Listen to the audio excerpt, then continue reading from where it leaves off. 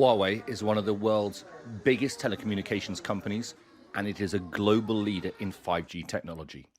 But it is also Chinese, and therefore, in the opinion of many Western governments, it is inextricably linked to the Chinese state. Huawei has always rejected that. This is a U-turn by the British government, because in January, Boris Johnson agreed that Huawei could have a limited role on the fringes of Britain's future 5G network. They would be excluded from critical infrastructure and military bases, though. That satisfied Beijing, but annoyed the UK's closest intelligence partner, the United States. Washington believes the Chinese government will use Huawei to spy on the West, but British intelligence disagreed. GCHQ was confident it could handle it. That's now changed.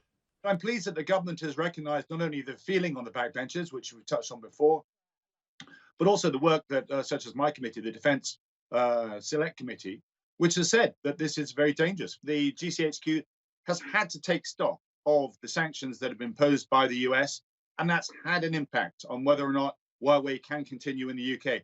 Don't forget that this government had already put a 35% cap on Huawei. For me, the big decision was how long that they would remain in the UK. As I say, it's a technical as well as a political decision. Huawei has spent many years and billions of dollars developing a 5G network.